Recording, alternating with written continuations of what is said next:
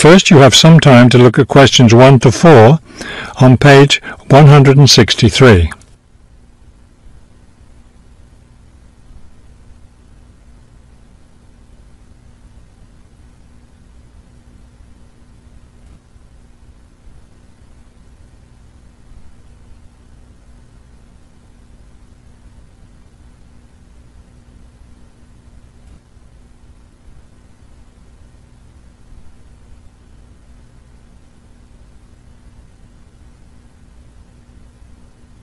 You will see that there is an example that has been done for you. On this occasion only, the conversation relating to this will be played first. Global bicycle tours. May I help you? Yes, thank you. I'd like to sign up for a bicycle tour. The man answers the phone. Global bicycle tours. So the word global has been written at the top of the form. Now we shall begin. You should answer the questions as you listen, because you will not hear the recording a second time. Listen carefully and answer questions 1 to 4. Global bicycle tours. May I help you? Yes, thank you. I'd like to sign up for a bicycle tour. Which tour were you interested in? We have the River Valley tour coming up in June and the mountain tour in July. The River Valley tour is in June. I thought it was in May. It actually takes place the first week of June. Oh, I see. Well, I can still do that. The River Valley tour is the one I want. Splendid. Just let me take your information. May I have your name, please? Carla Schmidt. That's Carla with a K, not a C. K-A-R-L-A. Thank you, Miss Schmidt. Address? Do you need a street address, or can I give you my post office box? A post office box is fine. It's P.O. Box 257, Manchester. Thank you. Okay, next. Will you be bringing your own bicycle, or do you want to rent one from us? I'll bring my own. Excellent. Now, we provide all the meals, so we need to know if you have any dietary restrictions. I don't think so. What do you mean? I mean, if there's any food you can't eat. Some people have food allergies or are vegetarian or have to avoid dairy products, things like that. Oh, I see. Well, yes, I'm a vegetarian. I never eat meat. Before you hear the rest of the conversation, you have some time to look at questions 5 to 10 on page 163.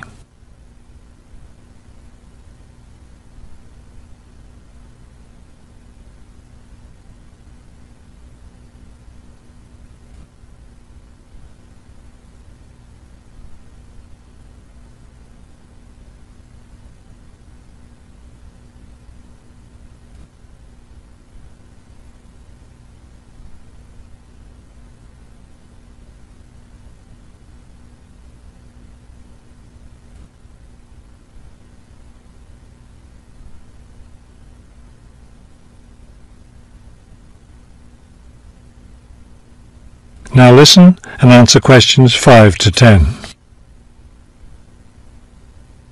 All right, I'll make a note of that. Now, the total cost of the tour is $750. That much? The price includes everything. Food, hotel, transportation, everything. Everything? Yes, everything. The only other thing is you'll want to tip the tour guide. We usually recommend 5% of the total tour cost. A 5% tip. I guess that's reasonable. In order to reserve your space on the tour, I'll need a 30% deposit. Do you need that right away? We generally ask for the deposit at least 4 weeks before the tour begins. The River Valley tour begins, 6 weeks from now. So you'll need to pay the deposit in 2 weeks. I think I can do that. I wonder if you could tell me something. How will our luggage be transported? Do we carry it on our bicycles? No, you leave that to us. We have a van that carries your luggage from hotel to hotel each day, so you don't have to worry about it. Great. I have a luggage rack for my bike, but I guess I won't have to bring that. No, you won't. But there are a few items we recommend that you bring.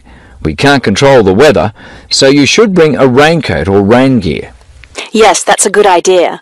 And I should have my own spare tire too, shouldn't I?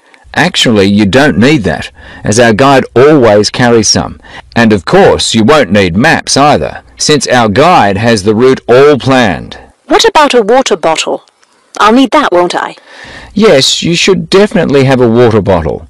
A camera would be a good idea too, since that tour goes through some very scenic areas. I have a guidebook of that area. I wonder if I should bring it along.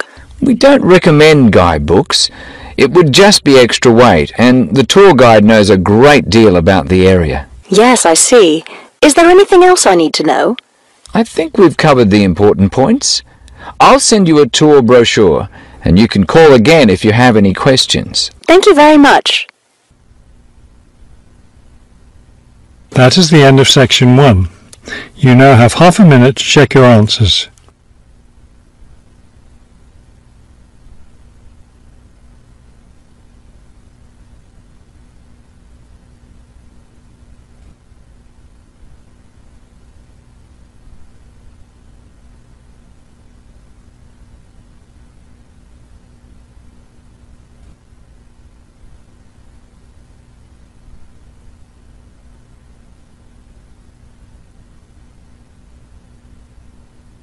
Now turn to section 2 on page 164.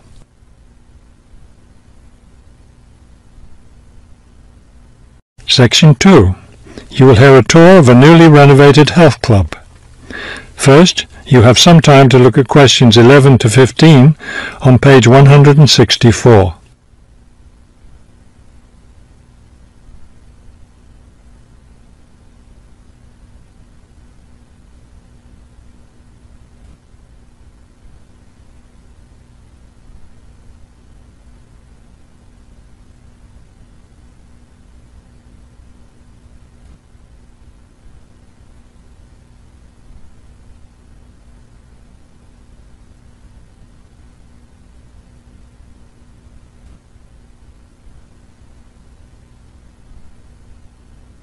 As you listen to the first part of the talk, answer questions 11 to 15.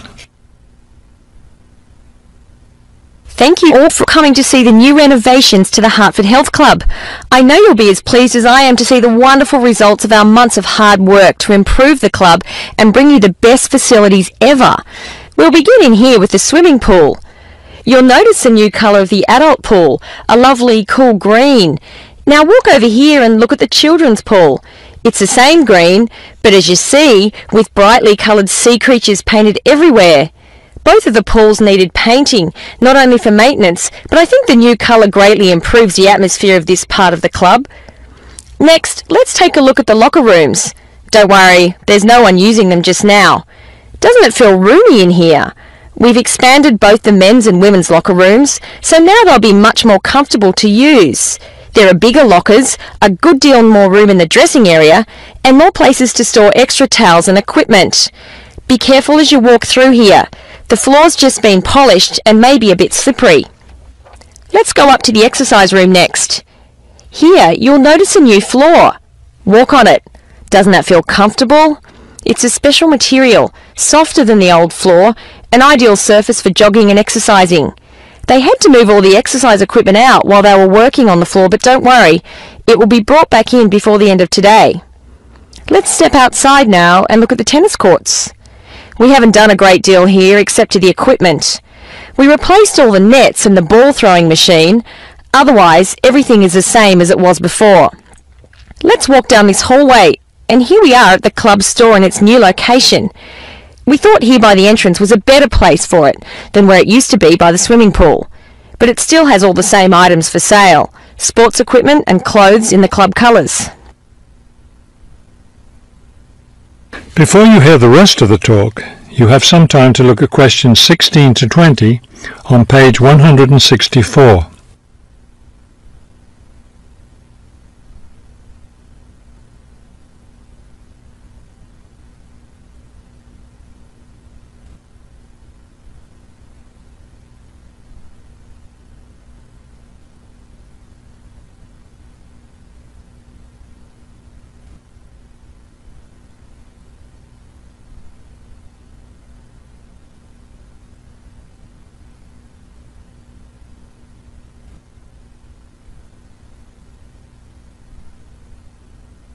Now listen and answer questions 16 to 20. We're excited about the upcoming activities and events to take place in our newly renovated club. Now that the pools are ready for use again, swimming lessons will begin tomorrow for both adults and children.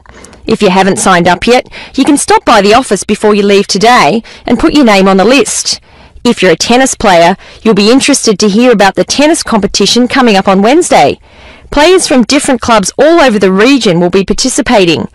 If you'd like to watch the event, tickets are available in the office. Also, I want to be sure you all know you're invited to our club party coming up next weekend. We're celebrating the completion of the renovation work, and we have a lot to celebrate. The entire renovation project was finished in just 9 months. That's 3 months less than the 12 months we'd originally planned on. We're proud of that, and proud that we came in under budget too. Because we've had such good results with this project, we're already planning the next one. We already have 2 indoor pools, and next year we plan to install an outdoor pool right next to the tennis courts. Details of these plans will be made available to all club members soon. Alright, I think we've covered just about everything. Are there any questions? That is the end of section 2. You now have half a minute to check your answers.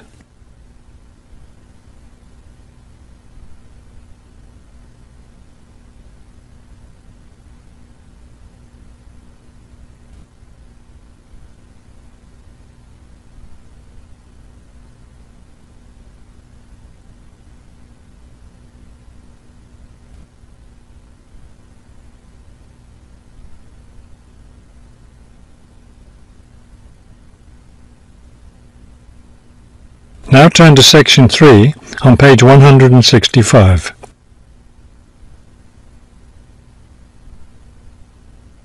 Section 3. You will hear a museum director talking to several student interns, explaining their internship duties at the museum. First, you have some time to look at questions 21 to 25 on page 165.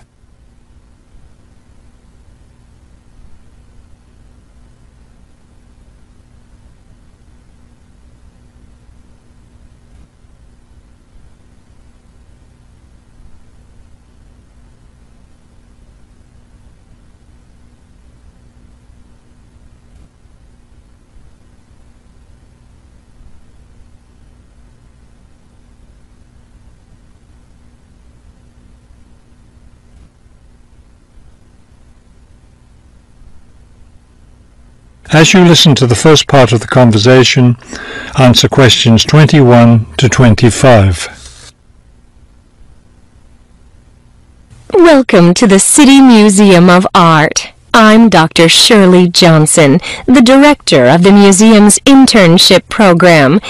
Today, I'll be giving you an orientation to the museum and our museum administrator's internship program. Will we get a chance to tour the museum today? Yes, we'll start right now with a tour of the building. We'll skip the basement. Most of that part of the building is devoted to art conservation, which won't be part of your internship. Let's begin here on the ground floor with the museum offices. I guess this is where we'll be spending most of our time, helping with the office work. You'll spend some time working in here so you can learn what the administrative duties involve. But you'll also get a chance to experience all aspects of museum work. This room in here is the museum tours office. I'm interested in that. I'd really like to help out with the tours. That's great, because you'll all have a chance to lead some tours, and maybe even to develop a tour of your own, too. Let's go up to the second floor now. This is the boardroom in here, isn't it? Will we get to go to board meetings? Only members of the board of directors attend those. Now, back here behind the galleries are the classrooms. You're all welcome to attend any class you want at no charge. But we won't be teaching any, will we? No, the staff of the education department is responsible for that. Let's move up to the third floor now, and the research department. Each of you will spend some time working in here. Great. I'd like to help with the research. We're working on some very interesting research projects right now. Also, as an extension of your research work, you'll probably contribute to some of the museum's brochures. I'm looking forward to that. I like writing about art. Another thing I've been hoping to be able to do is meet some artists. You're in luck then.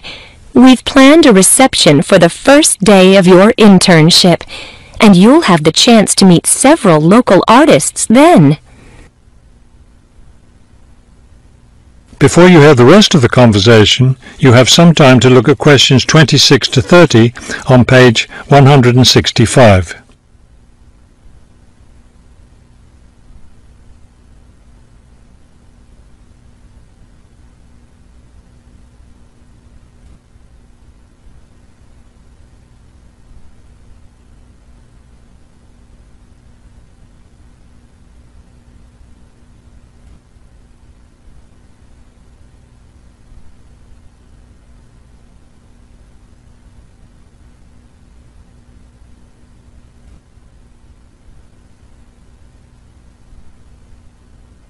Now listen and answer questions 26 to 30.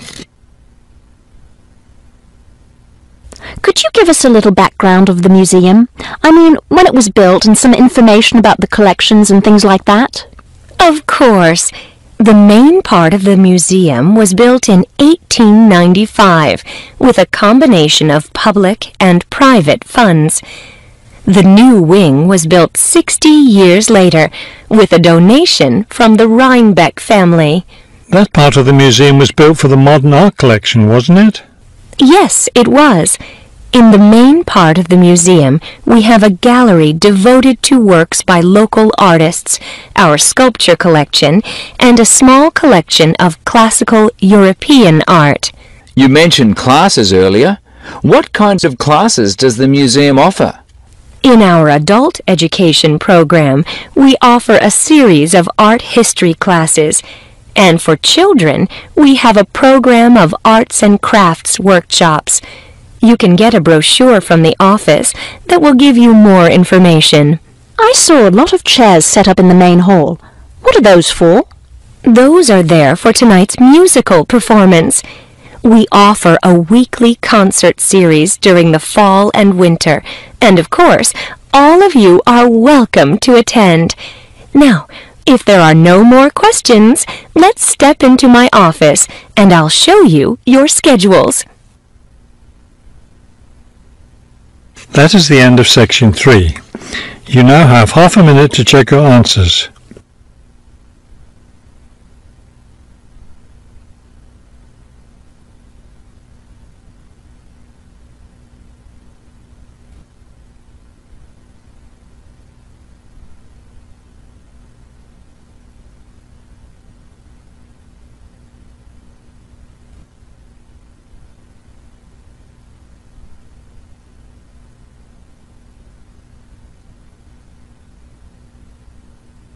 Now turn to section 4 on page 166.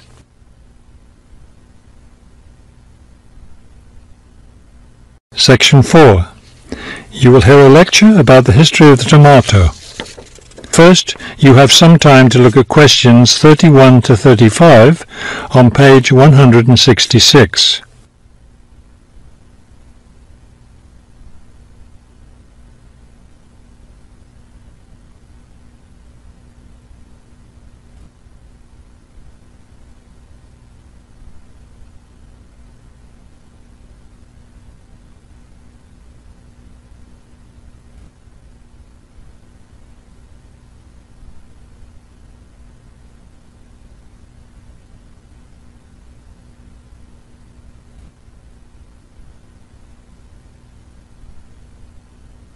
Now listen carefully and answer questions 31 to 35.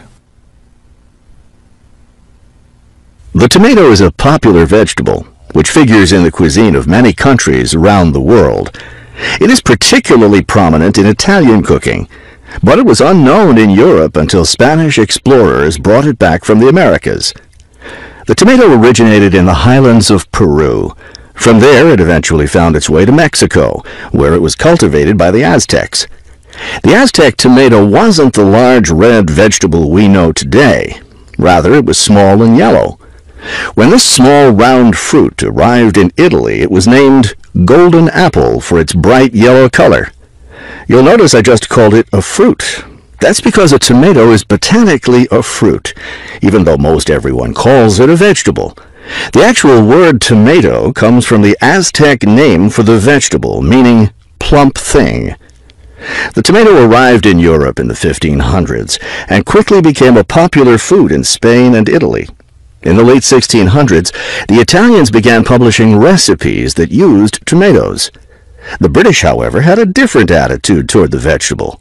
It was grown as an ornamental plant in Britain in the 1600s, but it wasn't eaten because it was thought to be poisonous. It wasn't until the 1700s that tomatoes became part of the daily diet in Britain. Before you hear the rest of the talk, you have some time to look at questions 36 to 40 on page 167.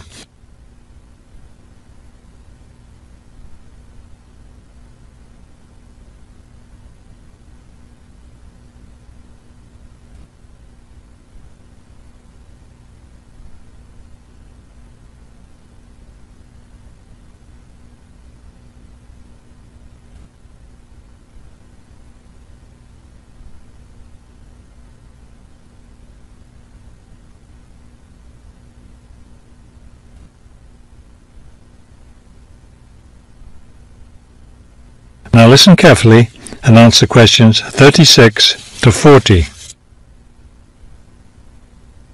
In the United States, tomatoes were also used as ornamental plants rather than as food for a long time.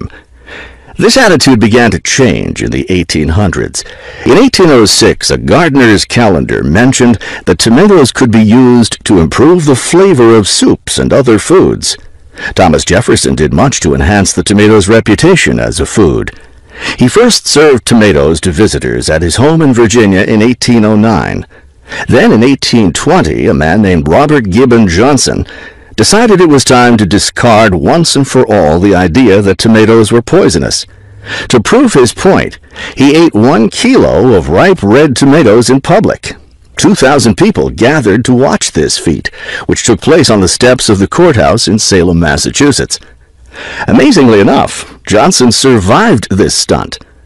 The popularity of the tomato as a food began growing rapidly. Soon people all around the country were eating tomatoes. By the 1830s, American newspapers and magazines were publishing thousands of tomato recipes. However, all those recipes involved using tomatoes in some cooked form. Tomato salads and sandwiches were still unknown. It wasn't until a century later, in the 1930s, that it became popular for people to eat raw tomatoes. That is the end of section 4. You now have half a minute to check your answers.